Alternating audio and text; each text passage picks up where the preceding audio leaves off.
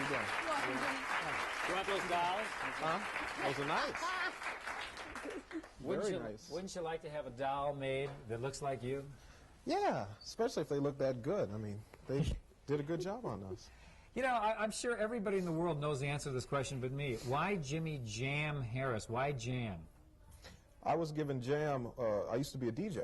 Oh. And a bartender at the club I was working at said, well, you need a gimmick, you need a name, you have to be, you know, known. And so he gave me the name Jimmy Jam.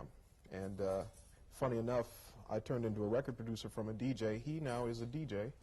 From being a bartender, he's got a station in Washington now. So the name just stuck. Yeah. That crowd didn't seem at all surprised when you two won the Grammy that night. Are you at all surprised by the enormous success you've had? I don't know whether we've had time to really be surprised by it. We've always found that having a successful record or something, you have the record, it's successful, everybody goes, oh, isn't that great? And we go, hey, that's great. And the next day we're in there just chugging away. So you really don't have time to really step back and look at it. You just kind of accept it and are happy about it, and then keep working. It gives you the motivation. You know, just so that people can kind of get a feel for the level of success, at least the kind of goodies, you got to tell them about your cars. Now oh, God. Come on, tell them about Please. the cars. Well, the cars, yeah, the cars are like my kids. I have, if anybody ever watches Miami Vice, I have a Testarossa. I have two of them. A Ferrari. Yeah, Testarossa. Two of them. Why two? Well, I bought the first one used because I couldn't afford a new one. And then when I could afford a new one, I said, well, I'll get a new one. And then I got attached to the first one. But they're one of the few cars that are actually going up in value. And at the rate like the stock market's going, I think it's a good investment.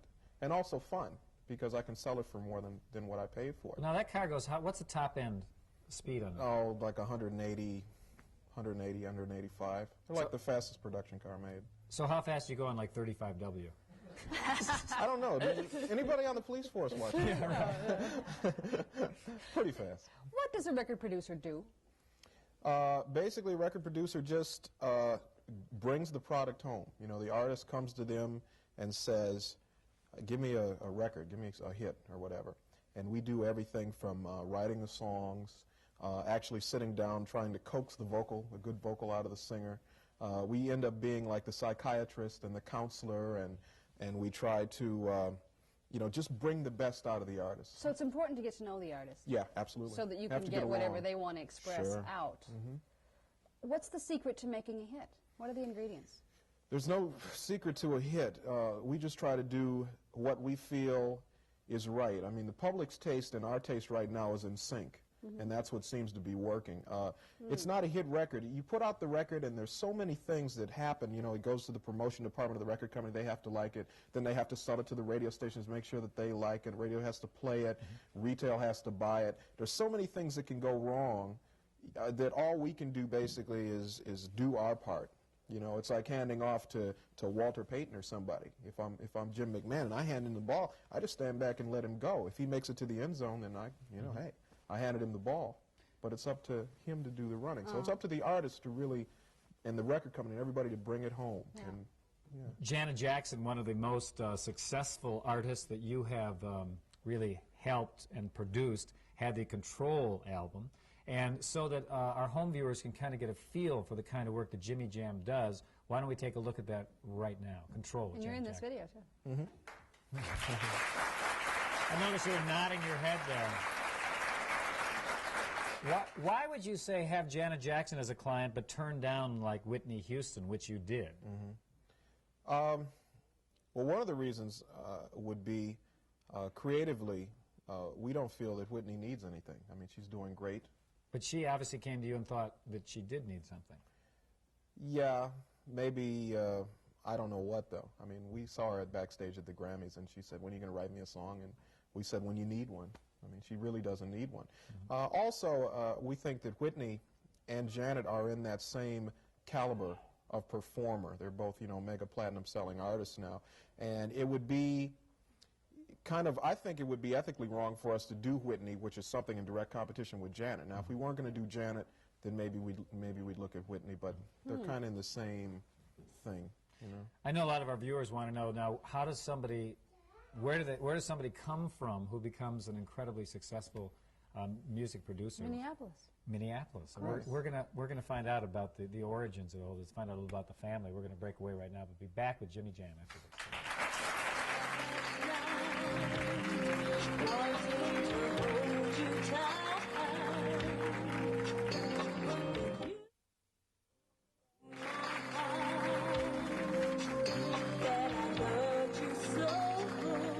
Certainly the most successful producer of all time to be here in Minneapolis, St. Paul. You know, you're half of the team with Terry Lewis, and we never see Terry. Terry never shows up to do the interviews. I know. How come? Terry is probably playing basketball or something like that. He's really into that. But Terry's more the businessman. We really don't have definable roles in what we do. But Terry is very much more the businessman, very much more the nuts and bolts, day-to-day operations person. And he doesn't like to be on Flyte camera? Tyme. He doesn't like to do the interview kind of thing? No. And in the music, like who it. writes the lyrics and who writes the Terry is music? by far the better lyricist. Yeah. I can give him an idea and he can have lyrics just like that. And he's fantastic at that. And I end up doing most of the music, but it is pretty much interchangeable. Yeah. What we do, yeah. Let's go back a ways. Now, you grew up in Minneapolis. What was your life like as a teenager and a performer? I don't know. I guess I grew up kind of fast. I used to play with my dad. He was when a I was musician like, here yeah, now? he was a jazz musician. I played with him. I played drums at that time, and I was like 13, playing in clubs and stuff. So I grew up pretty much in the club atmosphere. Then after that, I was a DJ, and I was pretty well known in the Twin Cities as a DJ. And so I've always been kind of actively involved in music, and I've always been kind of known. And people that see me now, they just kind of, they act like they've known me for a long time because they have. And that's kind of nice, that I can still walk around and be a normal person, do normal things. And But I know you and Terry went to L.A. for a while. And we went to L.A. to get worked started. out there, Yeah. and then you came back here. Why did you choose to have your studio here and not in L.A., where most of the recording artists are? L.A. is, I don't like it. Especially being a creative person and writing songs. To be in the middle of the industry where the record companies can bug you and can come knocking at your door and can come in the studio with you while you're working and go, oh, that doesn't sound too good, you know. And up here, we're very isolated, and we like the isolation. And we like just the lifestyle of Minnesota. We grew up here. It's nice to have friends that aren't trying to be in the music business, per se. It's like everybody in L.A., the waitress, she's not really a waitress. Right. That's right. You know, That's right. She's a star. auditioning. Yeah, you know, and it's kind of nice to have waitresses that are really waitresses and Right. bang tellers that are really bang tellers, and it's just nice. The lifestyle is great up here. I love it. And because you're so good, you wouldn't say this, but because you and Terry are so good, people come all the way here to you, though it's a big inconvenience for them, and they'd rather be standing over your shoulder saying, do this, do that. You know, the thing, and right, and the thing is about the artists, when we first brought artists up here, it was like, come to Minnesota. Oh, no, we can't do it. Right. And now they're begging. Now if we said, well, we're not going to do it in Minnesota, we're going to go to somewhere. No, you have to, we're not treating you right. You have They to- all want to do wanna it in be June. Oh, they want to be here. They can't wait to come Really? up here. In now. June, right? Let's take a look at the, we have a videotape of your studio, the Flyte Tyme Productions, and this is where all the creative energy happens, and they put together these. Maybe you can tell us what we're looking at there. Okay, well, the lobby of the studio. few That's gold, where it all few starts. gold records and platinum records on the wall there. We're trying to wallpaper the studio with those. Looks like you got a good start. Yeah. There's some of the albums that we've done. We kind of frame all the album covers of the albums, Herb Alpert's album. How And much that's of the music is actually done here? Is all of the recording done here? Absolutely everything. And that's looking at Sherelle there in the studio. And that's our main control room. We have two control rooms that we use. And that's the bigger one that you're looking at there. And me acting like I know what I'm doing with all those knobs and buttons Don't you? and things. Yeah, I do. We had an engineer walk out on us, and we had to learn kind of how to make everything work. And that was an experience. And that's Sherelle. We're working on her album. She did some work with Alexander O'Neill, and they're getting ready to do a duet. Is going to be their next single, and that should be a lot of fun. And they're touring in England right now and doing sellout business. Great. Yeah. So what's the best part of being successful at the level that you are successful? Right now, what's nice about it is that we have the clout right now to bring in other people to the organization. We've signed, other writers and producers, And it's nice to be able to do that, and then we can stretch out and do some other things. I mean, next year we plan on getting involved with doing some Broadway play scoring and things like that. Yeah, we're gonna go in a totally different direction. And meanwhile, we have some new writers, producers that we're bringing along that will cover what we used to do, and hopefully that way we can just keep on growing and keep on expanding. You still single? Yes, of Yeah, course. of course. He says. You like it that way? I like it that way. Yeah. How old are you? If we can ask. 28. 28. Yeah. So you're a young guy.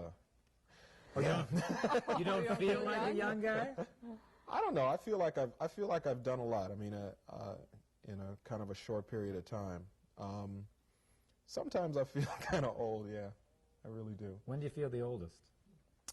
Oh, probably late at night when getting out of the studio. We usually only time I ever see morning, like when I was on Twin Cities Today. Somebody said, "Oh, you ever see that show?" And I said, "Yeah, only when I'm coming home." I mean, it's not getting up and singing. It's like coming home from the studio. Different life. So you work those kinds of hours. Yeah, yeah. So I feel old then. Well, congratulations on your huge success. Let's hope you stay here for a long, long time. Bring all those good artists here and all those creative minds. Thank you. Pleasure having you on the show. Thanks. Thank you. Yeah, thanks. Thank you.